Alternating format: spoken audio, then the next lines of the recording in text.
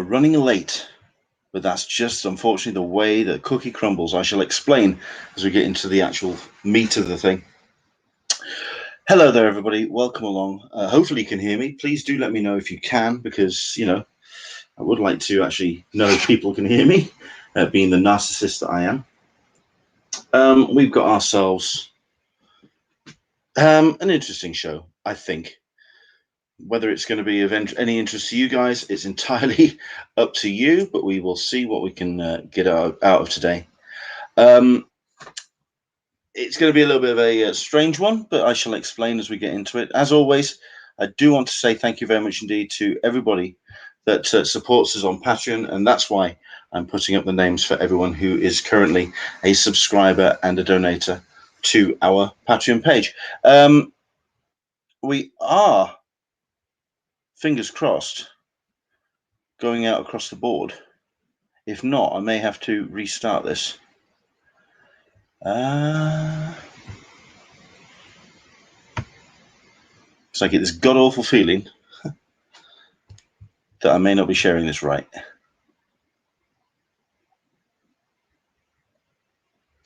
But we shall soon find out. No, okay.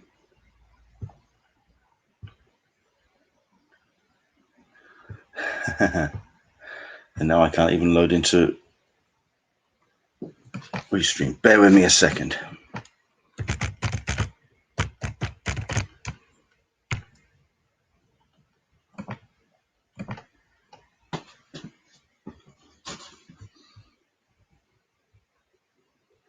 Well, apparently I'm online, and people are watching.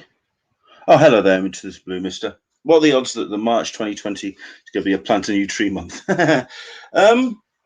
Listen, I am stunned that anyone is doing anything today, because if you're in the UK, then you are kind of putting things back together in some kind of form.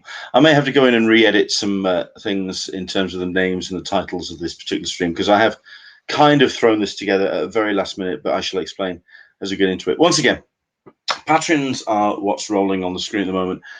All of these people, oh, hang on, was getting video not available for a minute or two. Oh, okay. Let us know if that's the case. Let us know what's going on with that. I don't know if that's a network thing. I don't know. But let us know what's going on with that. And keep us informed. This was, this is going to be an interesting one. Because, well, we've had fun and games today here in the UK. As I'm certain one or two people may be aware. It's a little bit awkward. If you're watching this on any of the platforms, YouTube, Twitch, Periscope, Facebook, let us know. All seems normal on YouTube. That's great. Andrew Dickinson, my internet playing silly buggers, but okay. Now, listen, that also may be down to internets and stuff. What happened? We shall explain. We shall explain. Right then, everybody. Hello there. Number one, I have a green screen and no decent lighting. If I turn this on, it actually looks a little bit blue, and therefore I kind of wash out. So I've hung this green screen up and it doesn't work yet. So I need lighting. We'll go try and get some lighting out for something out. Let's have a look at this. It's people are asking what's going on in the UK. It's blowy. It is very much blowy. It's we have a storm that has hit us. Storm Sierra, or Storm Chiara, if you have a look at some hashtags that have been showing up online. It's gotten a little bit messy in places. In regards to the kind of damage it's doing, it's hitting the UK at something like 80, 90 mile an hour winds, lots of rain being dumped on the UK in one go. It's just a bit of a nightmare, really. I don't know if anyone is a friend of mine on Facebook, but I did post a couple of videos of how it's affected my street. It turned my street into a river, and at the end of the road, it actually I may have to disappear for 10 minutes. It's my slot for Gen Con hotels. Yes, I know that Gen Con's up and running. I know that Andrew Dickinson's up for Gen Con. The reason why I haven't really covered Gen Con too much is because I didn't even know Gen Con was still a thing. Their promotion has been really bad this year. It's been a case of you've either had to be in with the crowd or know what's going on with Gen Con, but Gen Con has been very low on the ground this year, which is a bit weird. Do jump in, let us know where you're watching from. It's great to have everyone saying hi. Karen Session, good afternoon, everyone. We've got ourselves Andrew is mentioning that he's got mates up at Hebden Bridge. Hebden Bridge here in the UK is heading towards the lakes, and it is traditionally somewhere which does flood quite badly, so fingers crossed that it's not getting too bad up there. But like I say, 80 to 90 mile an hour winds, and it's just dropped a lot of water here on the UK, indeed into the Blue Mister, based here in the UK, asking what the odds that March 2020 is going to be Plant a New Tree Month. What I found really interesting, I went to pick up Caroline from work in a little bit of a lull this afternoon when there was no real heavy storms going off, and it looks like the roads have been sandblasted. It looks like the UK has gotten itself a little bit of one of those just to kind of clean the streets and everything. Everything has been blown away. Bit of tree debris every once in a while, but it was early on this afternoon just a little bit clear and calm. But now we're back to the rain. It's very blowy out there, and there's one or two alarms that will be going off as well. But yeah, it's very awkward here in the UK, which does kind of lead me on to the fact that it's going to be a slightly truncated show because we've had another cancellation. Okay. It's this one is more understandable. This is an artist who has asked me not to mention anything because he is still going to have to deal with insurance at this point. He's going to have to deal with just stuff kind of getting sorted back in, but his house has flooded. He sent me pictures, and it's not looking great. So I'm not going to mention his name. He wants to keep it a little bit under the wraps. So I think he'll mention it on his social media. But it was going to be a great guest, and hopefully we're going to get him on in later guests. But once again, we're back to having no guests, and this is starting to get a bit annoying, but frustrating. But on this one, it's something that's completely unavoidable. It really has been quite horrific here in the UK, so it's something that we haven't been able to get around, unfortunately. Into the Blue Mister is asking Leanne about Thought Bubble, and yes, she is going to be coming over to the UK, coming over to Harrogate in November. Looking forward to that. Thought Bubble did announce the first guests for its show. Talked about this last week, and the people that they've got lined up for 2020 is looking very impressive indeed. So if you are coming from outside of the UK, I always find it interesting and fun when I kind of get Brits going to Germany, Brits going to France, Brits, people I know going to San Diego because that's glamorous and it's California and it's fun and it's sunshine and whatever. People coming to the UK seems weird, but you know what? You want to come to Thought Bubble, and it's going to be a great show. Yeah, of course, we'd love to have you here. So there we go. Yeah. So that unfortunately is the case with our interview. It is going to be a case of we're going to have to postpone him and get him back on. I'm not going to mention his name, like I say, but please, just for now, for a second, just wish him all the best, because the pictures he sent were not great. The house is in a serious state of disrepair, so fingers crossed he gets himself back into some kind of groove pretty soon, but it was particularly grim for him. So there we go. Right, but we will get him back on the show, fingers crossed, in the next couple of weeks. Which means it's going to be a slightly truncated show, just going to be for like the next 10, 15 minutes, just to kind of talk to yourselves about things that have been, happening in your world, any conventions that you've got lined up. Leanne is very excited about Thought Bubble. Is there any other shows that you've got lined up? I know Emerald City is getting everybody's attention at the moment. People are really getting excited about that show. If you're going to Emerald City, jump in on the chat, let us know what you're getting up to. But the reason why I also wanted to bring up all of that is because of, let me just bring this up, is just a couple of things that has caught my attention and been sent my way.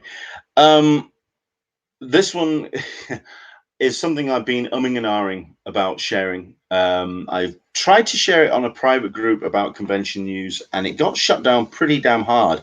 I basically got told not to be a negative person, and that's not what we try to be on this particular podcast. It is a case of being very much a supporter of shows, a supporter of events and event organizers. It's hard work to put on a show and to get it done and do it right. But at the end of the day, shows which can put attendees, guests at not at risk, but just kind of leaving them high and dry, it's something that I think needs putting attention to. And as it happens, this is one of the biggest ones out there. It is, of course, FanFest. Yes, we're going to be bringing this particular company back to the fore. Now, they are going to be hosting, by all accounts, a show at the XL on February 23rd, 24th, in a couple of weekends' time. So it's a show, well, yeah, in 2 weeks' time, by all accounts. So this weekend, next weekend, 2 weekends coming.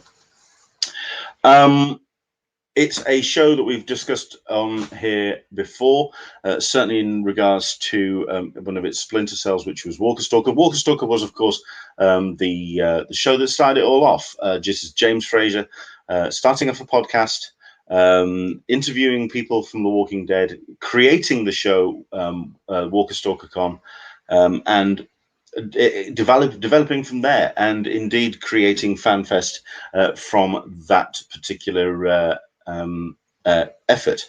Walker Stalker, of course, is something which is now in its final throes. It's either its last show on the way or it's had its last show. Basically, the appeal, or at least the interest in Walker Stalker and Walking Dead and the show has dwindled to the point where it's no longer a viable effort to be on as a running convention. Now developing into a full-blown fandom experience. So it's a case of celebrating some pretty big shows and pretty big names. That's the plan, at least. What I'm going to do is I am going to bring up the FanFest website, so at least you can get an idea of what their plans are, because I do want to kind of show you at least what they want to get into. So let's see if we can just bring up this FanFest. This is, like I say, for the FanFest London show. This is something which just yeah, there you go, it's up on screen. So I mean, it's gotten itself some pretty big names indeed. If we just kind of scroll our way down and get ourselves that first bunch, of course, from the likes of Game of Thrones, Nikolaj Coster-Waldau. You've got Nadia Hilke as well. You've got Manu Bennett and Pilo Asbeck. Lots of big names, and these are the ones that are very much everyone's excited to see. Let's just bring up the full list as well of the guests for London. This is who are planned. So you have the likes of Michael Rowe, Jonathan Shiak. That's it. So they've put their names pretty much front and center. That's who's lined up for the show in 2 weeks' time. Unfortunately, Nadia Hilke, David Labravia, Kenny Johnson, Aroni Singleton, Juliana Harvey, and Anna Hopkins no longer attend. That's not a great lineup. Nadia and Pilar. Oh, Nadia and Pilar pulled out as well. This is just insane. Just to explain as well, this is to be held at the XL in London. That place is huge. It is one of the largest convention hall and meeting spaces in the UK. It's mammoth. It's where MCM hosts their shows. It's where some other big conventions put their tent as well. It's a massive place. To have just these names lined up is not great. And that's what I want to get into very, very briefly. So let's kind of minimize that for a second, and let's bring some screen shares which have been sent my way. Like I say, this is awkward because, like I say, I was advised to kind of keep my mouth shut on this because it is a case of talking about behind the scenes and how the sausage is made, and it's not being very supportive, which is true. But I think facts need to be shown, and I have done what I can to research these. And from what I have discovered, this is legit. So the concern, of course, is down to the management and the organization of the events. James Fraser is, by all accounts, um, the boss of the company in name only. There is an organization team which is currently running FanFest, but James Fraser is not technically involved, except he is. It's all very kind of clandestine, and that's what I think has gotten a lot of people worried about this event and other FanFest events as well down the line. They did get themselves an interim chairman who left the position 4 days later. He kind of just said that he stepped up to the plate and then just, I think, realized the sheer magnitude of what he was getting into. And yeah, it was something that just kind of really got away with a lot of people. So let's start with this first screen share. This is something that was shared to me, and I've got a couple of these.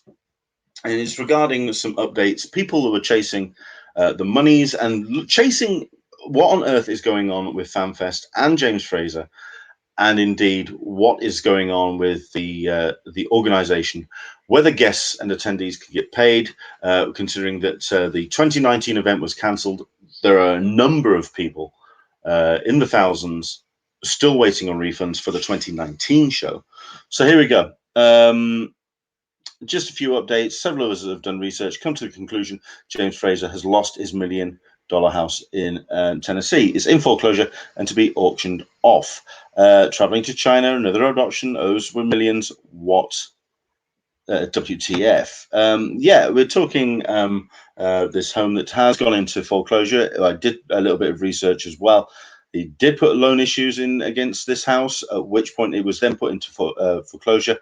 And yeah, this $1.07 million house, which is now in a foreclosure, which kind of gives a sense of what the financial state of James Fraser is at the moment.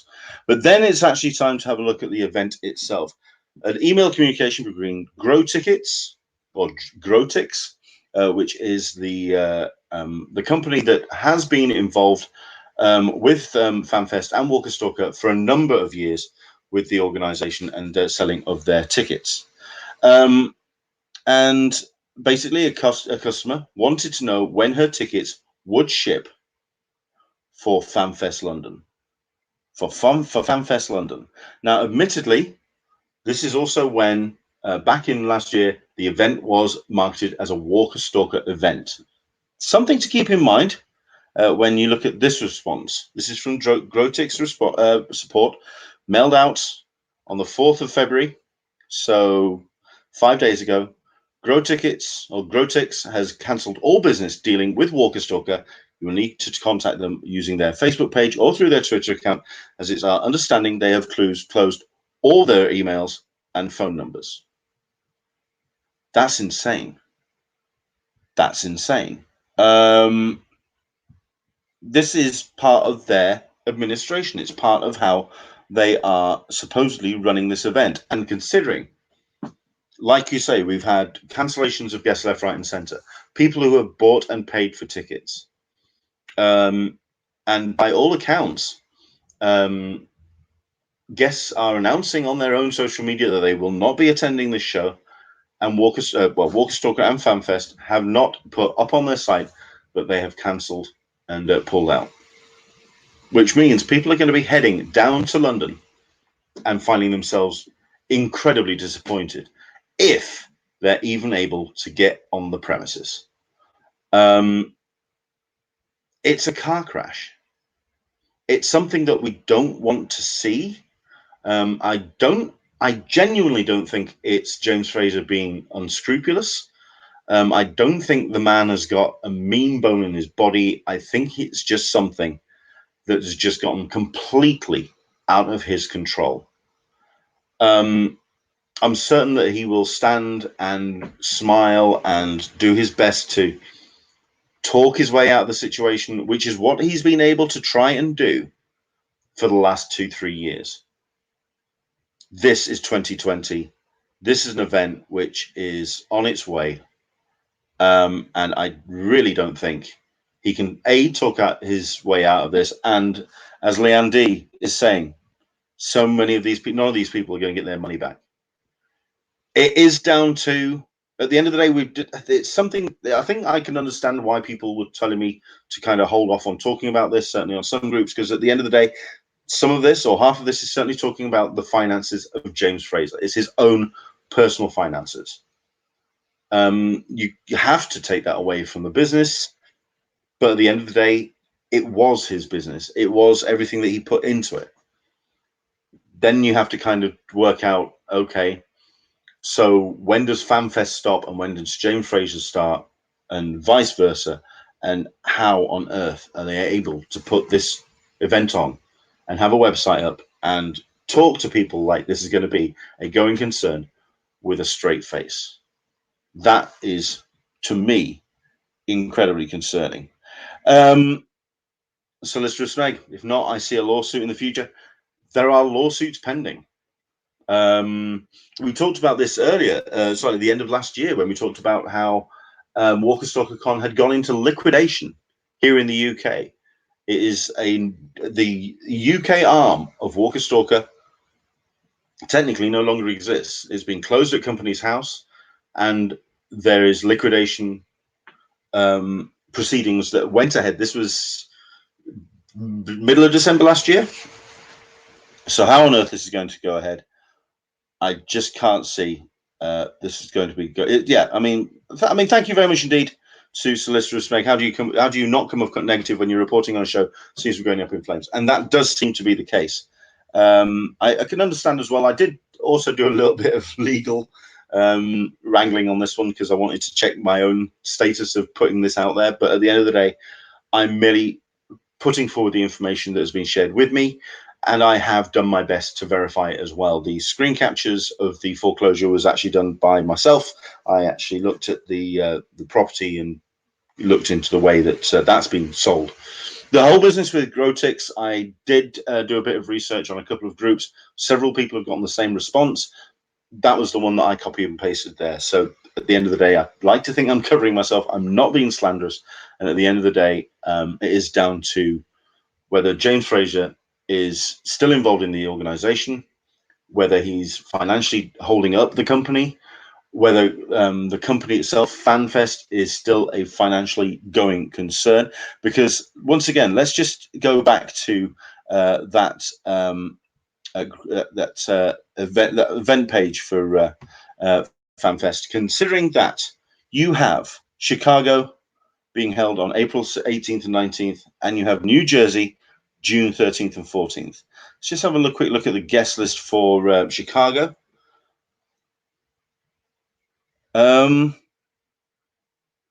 Yeah, that ain't great. Considering that, is it me or is Nikolaj being very supportive? Pilar, whether he's still involved at that point, who knows? Admittedly, yes, this is a little bit early. We are talking April, but still. And then, I mean, we're not going to have anything really for guests for New Jersey. Yeah, that's just down to where it is. So we're looking down then at the guests for London, which is particularly slim. And if I'm going to be really picky, where are the girls? Oh boy. Okay, so that's where we are with that. I wanted to share that with you because I wanted to demonstrate that I do try and keep an eye on what's happening in the world of events that are out there, and FanFest is a show which had so much potential. It had the brand, it had the community, it had people that were interested. But at the end of the day, if it cannot deliver what it's trying to do and is really throwing its attendees under the bus while doing it, that's not just irresponsible, that's litigious. And that's very, very poor indeed. Leandy, you can't get blood from a stone, not from that crowd, not from what you've seen on there. Andrew English, not really much of a selection. Never watched Game of Thrones, so I'll miss it. Were you thinking of going anyway? I would be very. I mean, if there's anyone London-based, if they could swing by XL just to see what is going on, I would. In fact, I'd be so tempted to just drive down just to see what's happening on the door and just take a GoPro or just to live stream it and just find out what on earth's going on. Because on the 23rd, on the Friday, on the Saturday, on that weekend, this is going to be something else. Solicitor Snag, he's not a stone, he's a man. If the UK is anything like the US, they can garnish wages and force him to sell off his estate to pay, or for all else, it's slammer time. I don't know if they can, because I think, by all accounts, he has just stepped away. But that means someone at FanFest is legally liable for what has happened. These events did not do all the hard work necessary. I don't know where it's gone wrong. I really don't. I've tried to follow the chain of events. Personally, I think it was down to the way that they kind of treated their guests, because it really was a case of dominoes. Hotels not being booked, just general glad handing of how guests were being treated when they arrived. It just seems like it started to just kind of, it slid out of control very, very quickly. Andrew English, I'm just over the river, but I'll pop by just to see. There you go. Mark Serby, they've changed opening times. It was 9 a.m. It's now 11 a.m. Closing at 2? It's the XL. From those guests, you could do all that in the Costa, in the main atrium. It's insane. Absolutely insane. Michael P., if FanFest is a corporation, no one will pay except the workers with no jobs. That's what I'm afraid of. That is what I'm afraid of. It's not a corporation, but it's very much a limited company. Certainly in the US, like I say, in the UK, it has been dissolved now, or certainly the Walker Stalker arm has. I believe FanFest is still running as an international trading company with its base here in the UK, I believe. Leandy, it depends on the state here. Most states consider it a civil matter and rarely garnish wages or estates. I think this is where it gets awkward as well, because it's a Comic-Con. The legal, by all accounts, from what I can gather, the legal ramifications, they're not chasing them that much. There's no real kind of legal challenge yet. Whether that changes soon, who knows?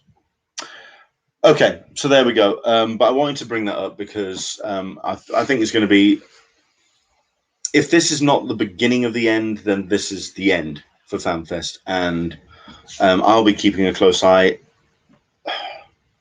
I wanted the best out of this. I mean, I know that Mark and I have covered the Walker Stalker events and FanFest. We did an interview with James Fraser.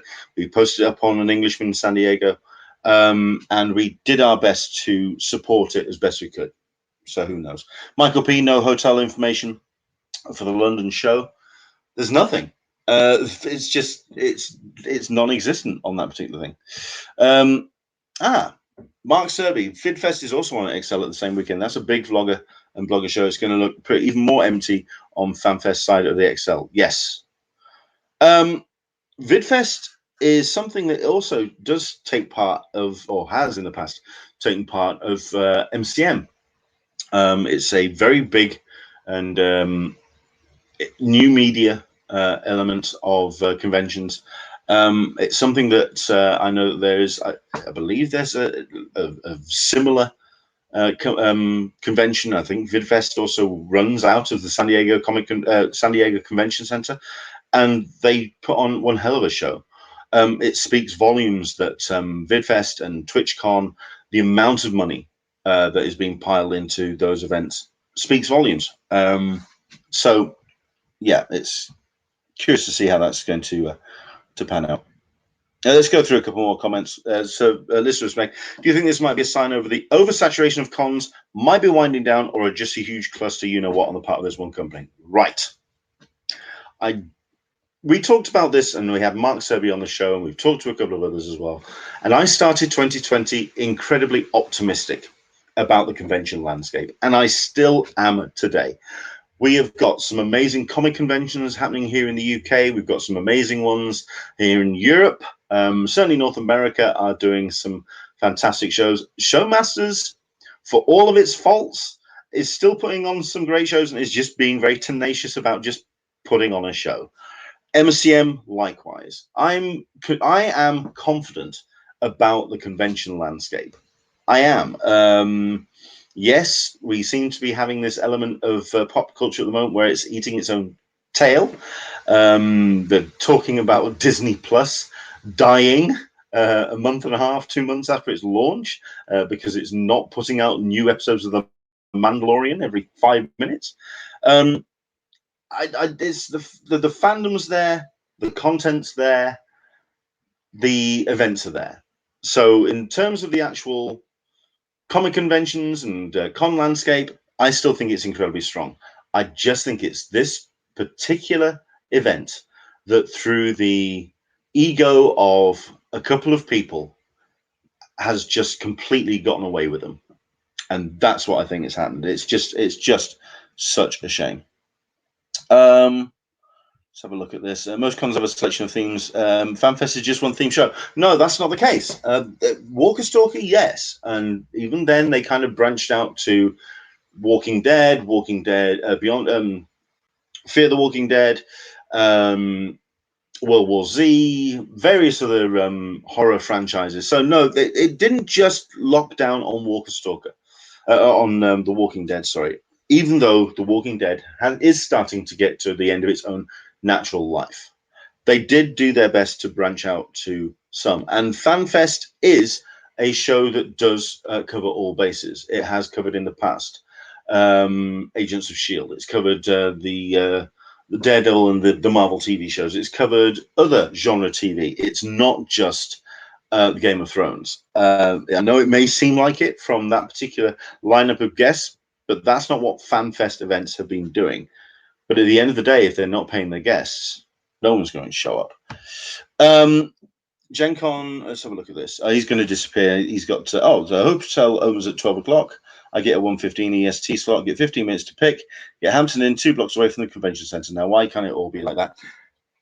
It's Gen Con. It's not the biggest event in the world, sir. I know that you are a fan of it, but at the end of the day, it's not. I mean, this is me defending San Diego Comic-Con again, and I apologize for that, but I will do, purely because we are talking about a show which has 2 million fans on its Facebook group. It's got a massive ticket sale, which is done and dusted in 45 to 50 minutes. It's sheer numbers. At the end of the day, Gen Con does not have the draw that some of the bigger shows have, so that's why it gets a little bit easier to attend. Congratulations on your hotel, though. Hampton Inn 2 blocks away. Very nice indeed. Well done to you, sir. 56. There you go. That's the number these come up with. 56,000 people attendees. So there you go. And Solicitor Meg, San Diego doesn't have enough downtown hotels for everyone that goes.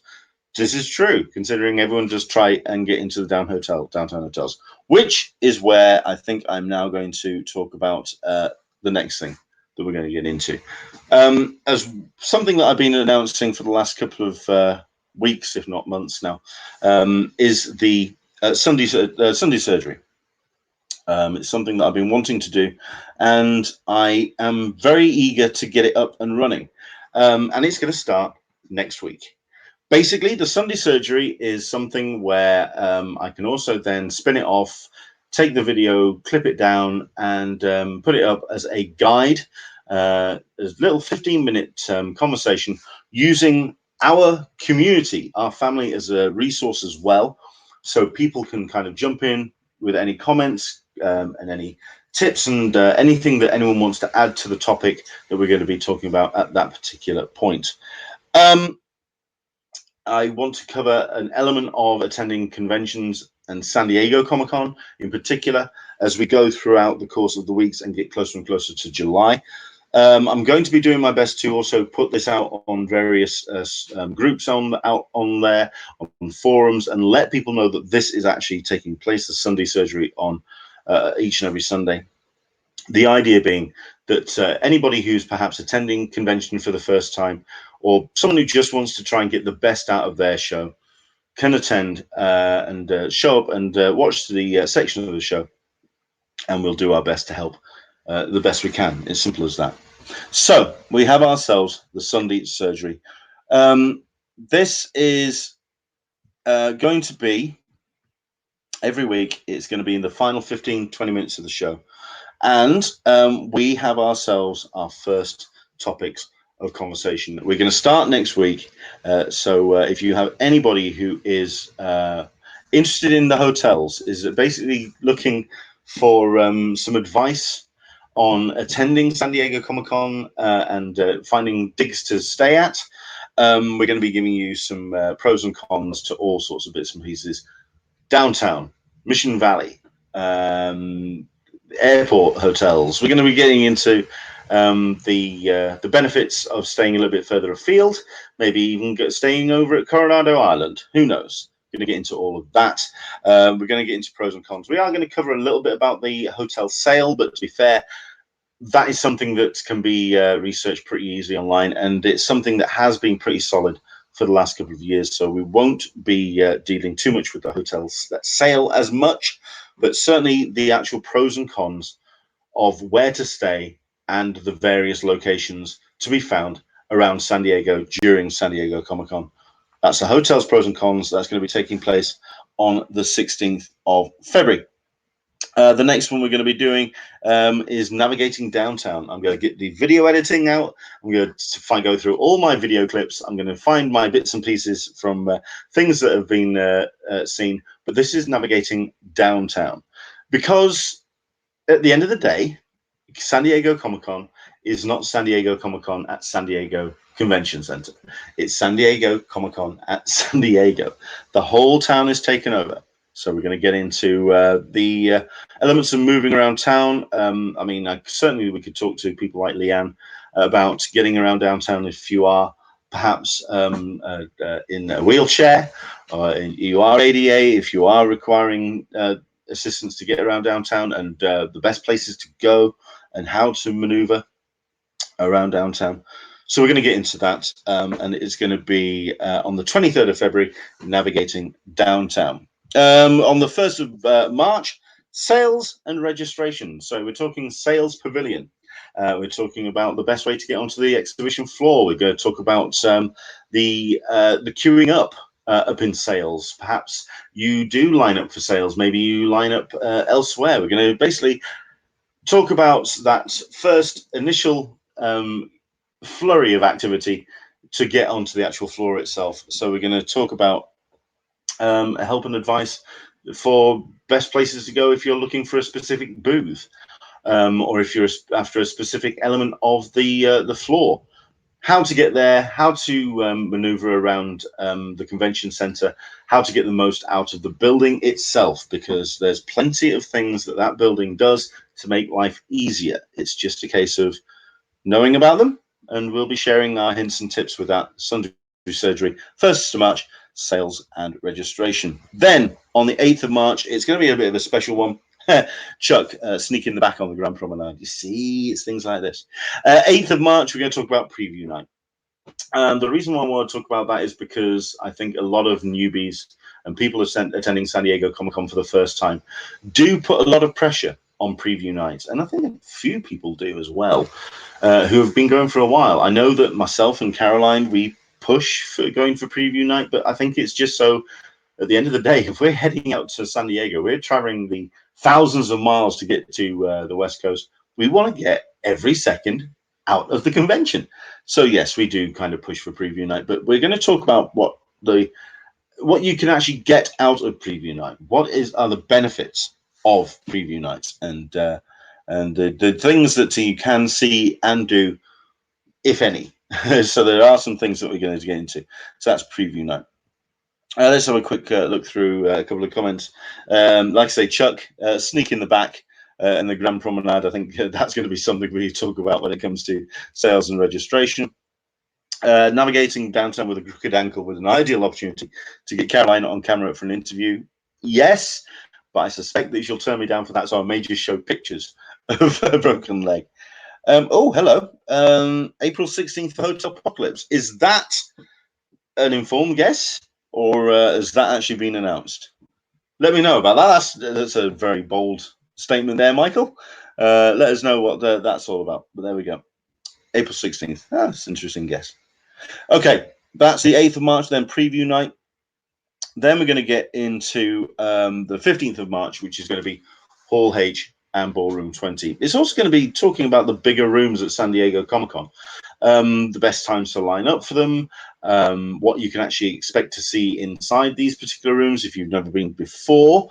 It's something that perhaps another element that people do put a little bit too much pressure on. One of the later episodes is going to be about panels. It's going to be about attending the things that take place on that upper floor at the convention center.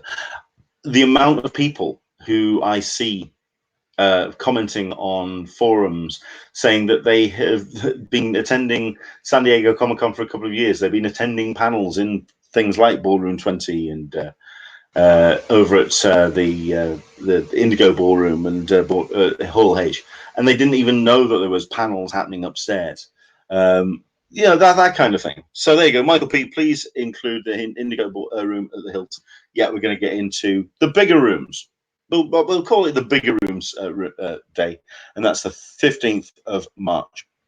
And then the last one we've got of this first batch of announced headlining is something that oh yeah, by the way, that's 15th of March. I'm going to say it out loud, and this is where I'm going to jinx it. Hopefully we'll have a special guest on to talk about the bigger rooms. Fingers crossed. But then again, I've been saying that, and we've had no guests for the last 3 weeks, so I've been jinxing it completely. So who knows?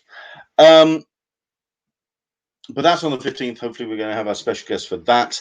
And then we will be having a special guest on the 22nd of March about navigating Artist Alley. This particular episode is a big passion project for myself, if anything, because I do believe that more people should be wandering down that neck of the woods of the convention floor to see the incredible artwork, the talent, the creativity that takes place down at that bottom end of the convention center.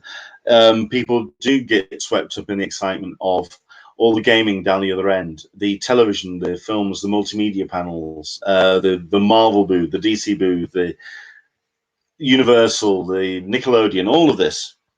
Take 20 steps to the left and you have the creativity of those that created and put to paper the characters and the stories that are inspired on those multimedia panels throughout the course of the weekend.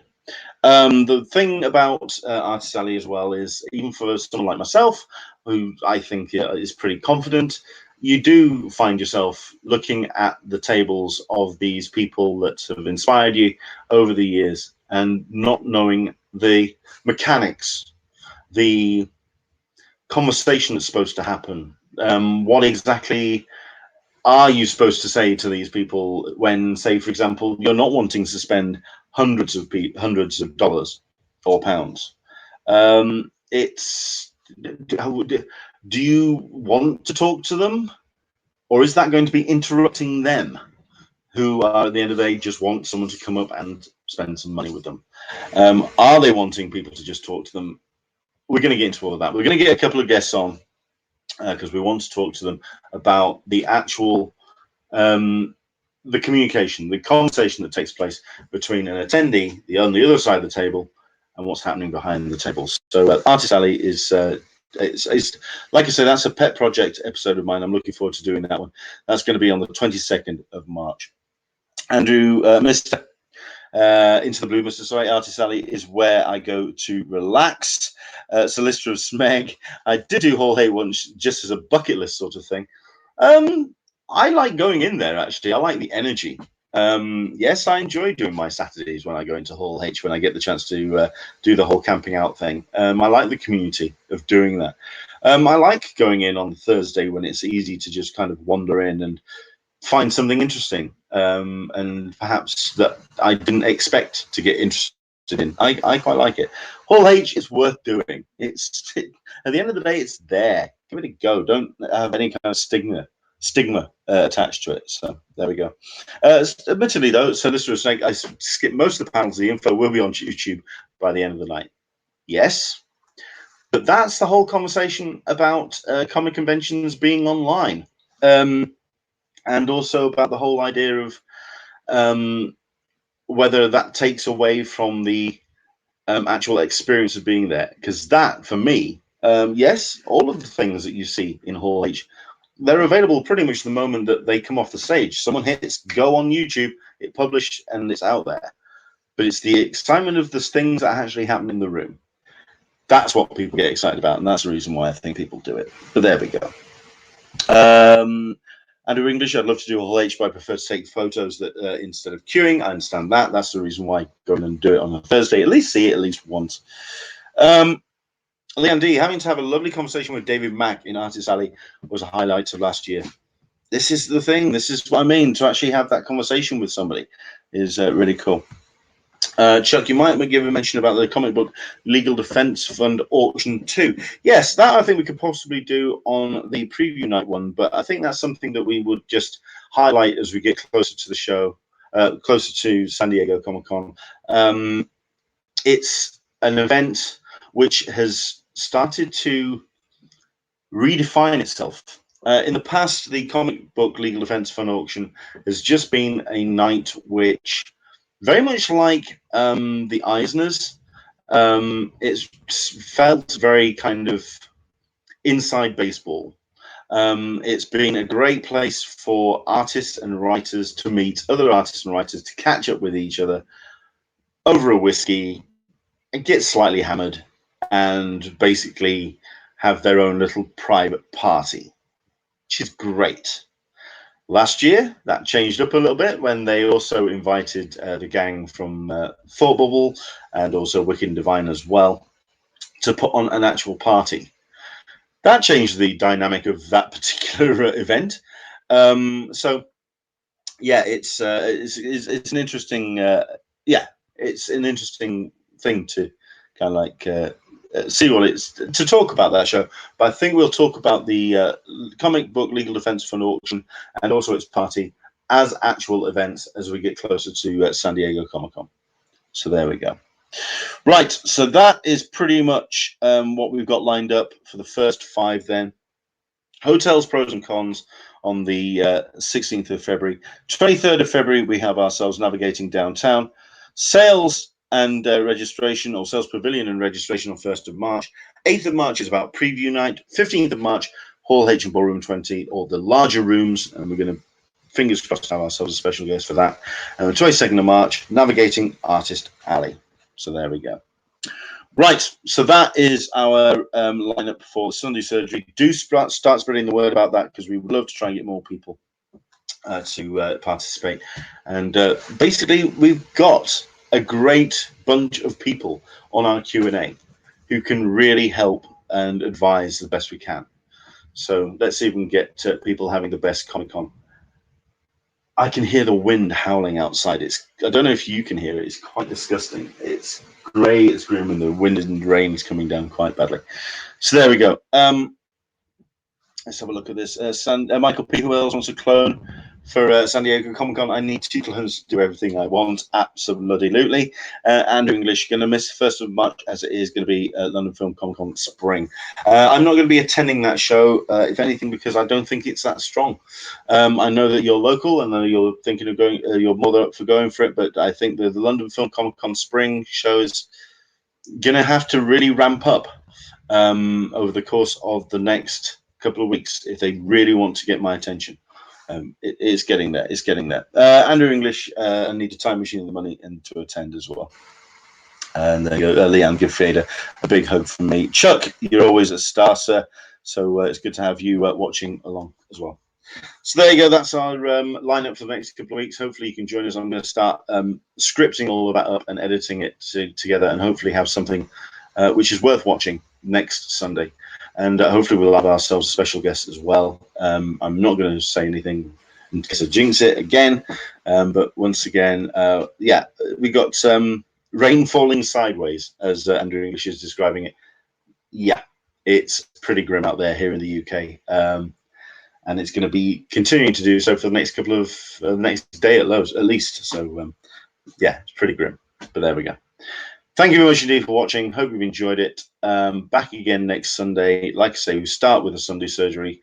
Do start spreading the word. Do let people know that we're going to be doing that. And of course, join in with any conversation that we have.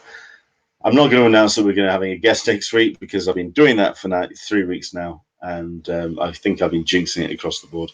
So let's just have you come along, join us, 10 a.m. Pacific, 1 p.m. Eastern, 6 p.m. GMT next week.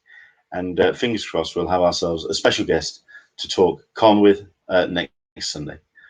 For myself, do take care. Have a great week. It's Oscars tonight. So if you are staying up late, if you are watching the, was it the 92nd Academy Awards, something like that? Yeah, just, yeah. It's going to be interesting, as always, because there's several of the big categories this year, which, quite frankly, any single one of them could deserve their. It's one of those this year. There is no front runner, and everyone would be very happy with whoever goes up on stage, because it's a very strong lineup. So yeah, that's the Oscars. Hope you. I might be tweeting along with it. So hopefully I'll see you awake for the Oscars a little bit later. Okay. Take care. Enjoy the rest of your week. And for myself, Leonard, we'll get some lighting for next week. We'll have a nice, pretty background, and we'll do get the green screen up and running. Stay dry. Stay safe. We'll see you soon. Bye-bye.